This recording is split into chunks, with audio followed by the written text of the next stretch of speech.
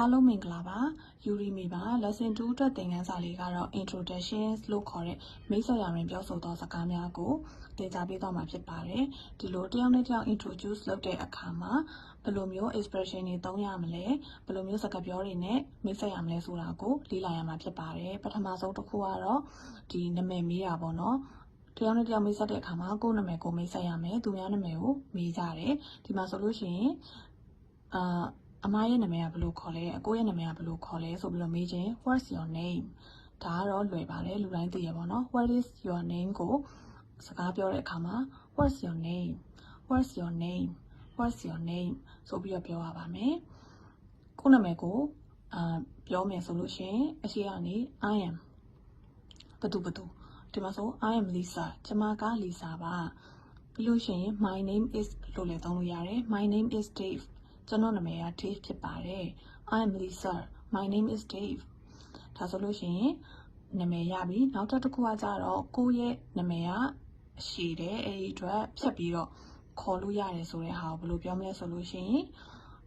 please call me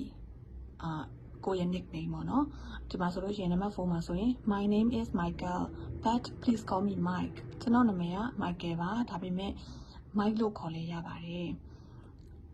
My name is Michael but please call me Mike ရမယ်နော်နောက်တစ်ခုကကြတော့ကိုယ့်ရဲ့အိမ်ခေါ်နာမည်ကိုပြောချင်တယ်ဆိုလို့ရှိရင် nickname လို့သုံးလို့ရပါတယ် nickname ကအိမ်ခေါ်နာမည်လည်းသုံးလို့ရတယ်အဖျားဆိုပြီးခေါ်တဲ့နာမည်ကိုလည်းသုံးလို့ရတယ်ပေါ့နော်ဒီမှာဆိုလို့ရှိရင် my nickname is Lily my nickname is Lily ကျမရဲ့အိမ်ခေါ်နာမည်က Lily ပါနောက်တစ်ခုကကြတော့နာမည်ကိုပဲစာလုံးပေါင်းဘယ်လိုပေါင်းရမလဲဆိုပြီးတော့မေးချင်တဲ့အခါမှာHow do you spell your name? How do you spell your name? How do you spell your name? အမရဲ့နာမည်ကိုဘယ်လိုစာလုံးပေါင်းရလဲနောက်တစ်ခုကကြတော့အတန်ထွက်နာမည်ကိုအတန်ထွက်ဘယ်လိုထွက်လဲမေးချင်တဲ့အခါမှာ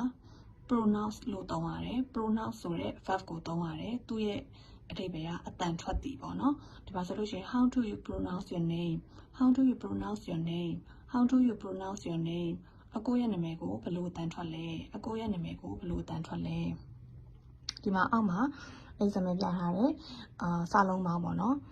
Hana ဆိုတဲ့နာမည်ကိုစာလုံးပေါင်းတယ်ဆိုလို့ရှိရင် is spell H-A-N-N-E-H is spell H-A-N-N-E-H ဒါဆိုလို့ရှိရင်လှဆိုလို့ရှိရင်လည်း is spell H-L-E ဒီလိုပေါ့နော်နောက်တစ်ခုကကြတော့အတန်ထွက်ကလည်း is pronounced as Hana is pronounced as Hana ကိုယ့်ရဲ့နာမည်အတန်ထွက်ကိုပြပြလိုက်ရုံပဲပေါ့နော်လှဆိုရင် is pronounced as လှပေါ့နောက်တစ်ခုကြည့်မယ်နောက်တစ်ခုကကြတော့ဘယ်ကလာလဲဆိုတာကိုမေးချင်တဲ့အခါမှာ where are you from လို့သုံးပါတယ် where are you from လို့မေးရပါတယ်အကိုတော့မဟုတ်အမဘယ်ကလာတာပါလဲ where are you from ကျွန်တော်ကမန္တလေးရပါဆို I'm from Mandalay ကျွန်တော်ကမန္တလေးကပါwhere are you from နဲ့မမေးချင်ရင် where do you come from လို့လည်းမေးလို့ရတယ်ဘယ်ကလာတာလဲ where do you come from ကျမကရန်ကုန်ကနေလာတာပါ I come from ရန်ကုန်ကျမကရန်ကုန်ကလာပါတယ်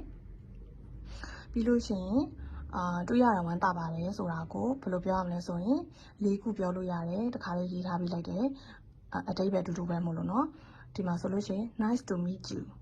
Pleased to meet you. I'm glad to meet you. I'm wonderful to meet you. ဒါမျိုးသုံးလို့ရတယ်အကုန်လုံးကတော့ခင်ဗျားနဲ့တွေ့ရတာဝမ်းသာပါတယ်တွေ့ရတာဝမ်းသာပါတယ်ဆိုတဲ့အဓိပ္ပာယ်ဖြစ်ပါတယ်ပြန်ပြောပြမယ်နော် Nice to meet you. Pleased to meet you. I'm glad to meet you. I'm wonderful to meet you.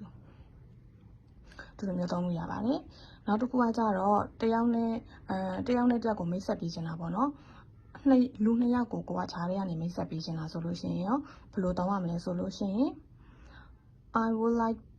you to meet someone ပေါ့ဒီလိုမျိုး expression လေးကိုသုံးရမယ်မြင်နေတာပြပြီနော် I would like you to meet my friend ဘယ်သူပေါ့နော်ဒီမှာဆိုလို့ရှိရင် I would like ကိုspeaking မှာဆိုလို့ရှိရင် I like I apostrophe T ဆိုပြီးတော့သုံးလိုက်တာပေါ့နော် I would ကိုဒီမှာဆိုရင် Mark I like to meet my friend Molly Mark I like you to meet my friend Molly Mark, I would like you to meet my friend Molly. Mark ရေမင်းကိုငါမိတ်ဆွေ Molly နဲ့မိတ်ဆက်ပေးခြင်းလို့ပါ Mark, this is Molly. Mark ရေဒါကတော့ Molly ပါ Mark, this is Molly. Mark ရေဒါကတော့ Molly ပါ Molly ဘက်ကနေမိတ်ဆက်ပေးမယ်ဆိုရင်လည်း Molly, this is Mark. Molly ရေဒါကတော့ Mark ပါ Molly, this is Mark. Molly ရေဒါကတော့ Mark ပါ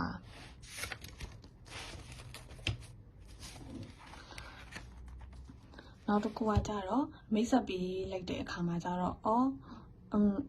သူ့စီကနေပေါ့မင်းရဲ့အကြောင်းလေးအများကြီးကြားဖူးပါတယ်ဒီလိုမျိုးပြောချင်တဲ့အခါမှာဘယ်လိုတောင်းရလဲဆိုလို့ရှိရင် I've heard so much about you. I've heard many nice things about you.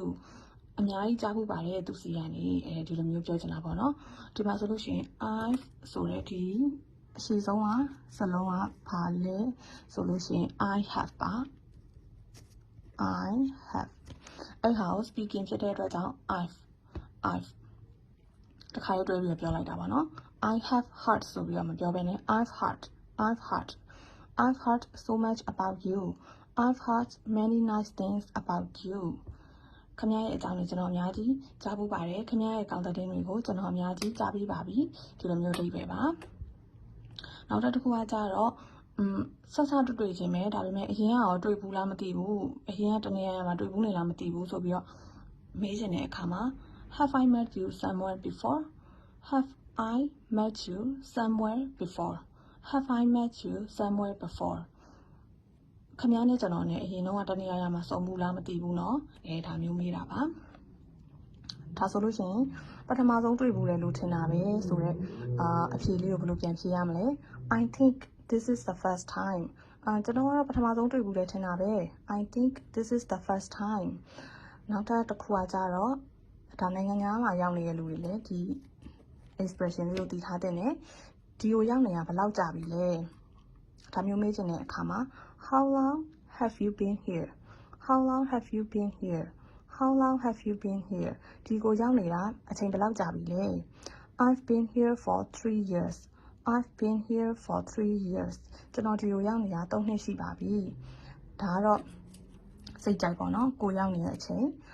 2 years ဆိုလဲ2 years 6 months ဆိုလဲ6 months ပေါ့ပြောလို့ရပါတယ်ဒါဆိုလို့ရှိရင် How long have you been here? I've been here for 3 years. ရမယ်နော်ဒီဟာတွေအကုန်လုံးက introduction မိတ်ဆက်ရမှာပြောတဲ့စကားတွေဖြစ်ပါတယ်အကုန်လုံးကိုဒီချက်အင်္ဂလိပ်လိုပြန်ပြီးဆိုပြပါမယ် What's your name? I'm Lisa. My name is Dave. My name is Michael, but please call me Mike. My nickname is Lily. How do you spell your name? How do you pronounce your name? It's spelled H-A-N-N-E-H. It is pronounced as Hannah. Where are you from? I'm from Mandalay. Where do you come from? I come from Yangon. Nice to meet you. Pleased to meet you. I'm glad to meet you. I'm wonderful to meet you. Mark, I'd like you to meet my friend Molly. Mark, this is Molly. I've heard so much about you. I've heard many nice things about you. Have I met you somewhere before? I think this is the first time. How long have you been here?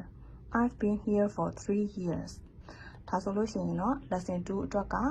ဒီလောက်ပါပဲဒီမှာပါတဲ့ sentence တွေ expression တွေကိုအလွတ်မကျက်ပဲနေပေါ့နော်အခောက်ခါနားထောင်ပြီးပါဒါဆိုလို့ရှိရင်နားထဲကိုဆွဲပြီးတော့ခေါင်းထဲမှာမှတ်မိသွားမယ်အလွတ်ကျက်လိုက်လို့ရှိရင်ခဏပဲမှတ်မိမယ်နောက်ကျရင်ပြန်မိသွားမယ်ပေါ့နော်ဒါဆိုလို့ရှိရင် see you in the next video ပါအင်္ဂါလေးလာထပ်ဖို့မမေ့ပါနဲ့နော်